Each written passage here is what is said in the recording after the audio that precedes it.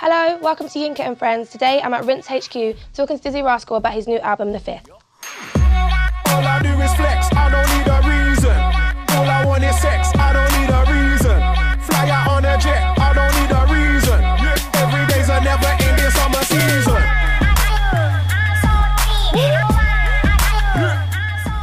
Thank you for joining me. It's all good. I must say, you look very nice. Thank you very much. Thank you for making very nice too.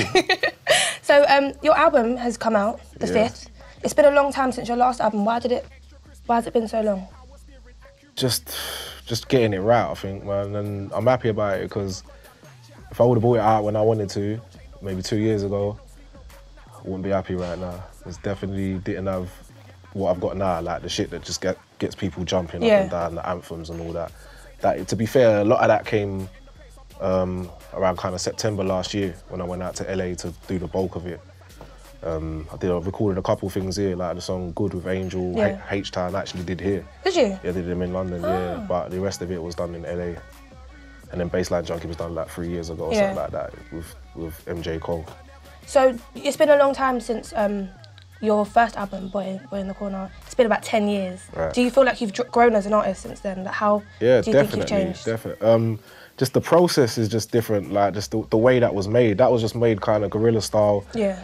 Throw some samples across the keyboard, and that's how I made I Love You, not like really just I could make it again in like 5 minutes, and then, you know what I mean? Just, obviously the writing side of it is different, but it's just a whole nother process, man. I was coming from the rave scene and all that, coming from Rinse, like pirate radio scene on Deja or everything. With this one, and now I've had years of just traveling the world, everything from doing festivals to whatever Olympics, to all different stuff going around the world, just fucking around on holidays and whatever and all that stuff as well. So it's just drawing from different influences, and I'm just older in general. So how was the Olympics for you? Like, you performed at the ceremony. Yeah. Do you think that it was the biggest stage for you? Something like, I don't even know how many millions of people watched you there, but how was that to take when you did it? You know, the hardest thing about the Olympics was it weren't the performance. The performance bit was easy because I couldn't even see the audience. Yeah. It was dark, and the only thing that was lit up, they had like on their seats they had like little light things because they were making patterns or whatever in the crowd and that. So I didn't want watching them.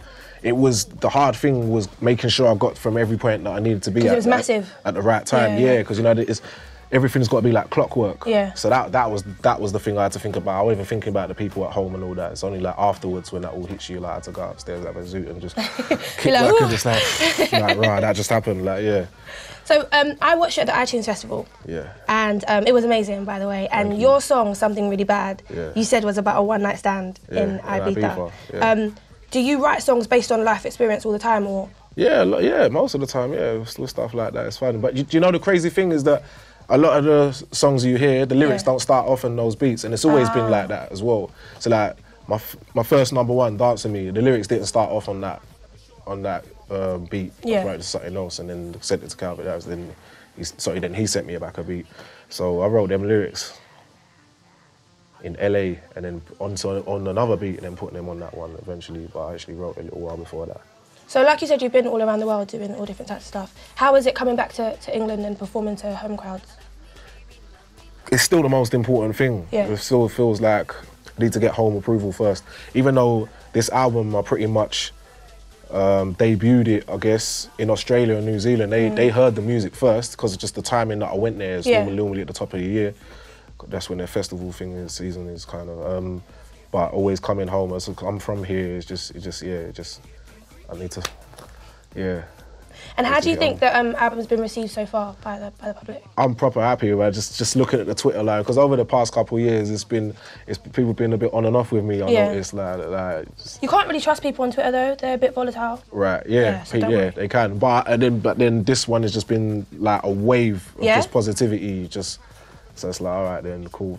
But I prefer that because it's a body of work. When I put out singles sometimes, especially in the last 4 years where I haven't had an album out, it's just keep shit rolling. Some people don't understand, I'll do different types of stuff and then people get confused, like, he's lost it. It's like, well, I'm not trying to be super lyrical on that song. Like, I'm just trying to say a bunch and have fun. But when you get a body of work, then some people, they understand it better. Yeah, because it's like a journey. What you're trying to do, exactly, yeah. So would you say that your style is more dance and clubby now than it was before?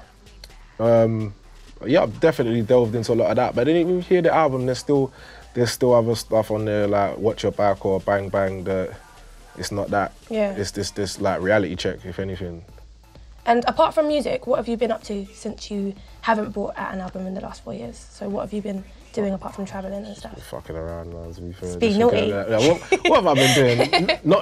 Really just trying to just live and just, because that's the one thing I haven't been able to do over there. So you was in Amsterdam that time. Yeah, we were there. Yeah, you see what I was doing. Yeah, just out there, just blazing, just jamming. That's I wasn't blazing. No, we was just in the coffee shop. Yeah, drinking coffee. You was just watching TV. And can you explain the name The Fifth to me as well? The Fifth is my 5th album. Is that just the... That's pretty much it. And then there's the whole Plead the Fifth thing. Basically I'm saying what the fuck I want, pretty much. But yeah, it's my 5th album. It's a bit of an achievement. There ain't really been no one kind of that's kept it on this level for this long. So it's just market, man. Simple. We tried to think of all different kind of cool things to call it, but no. And thank you for joining me. That's all good, man. All right, there you go. Thank you. Nice.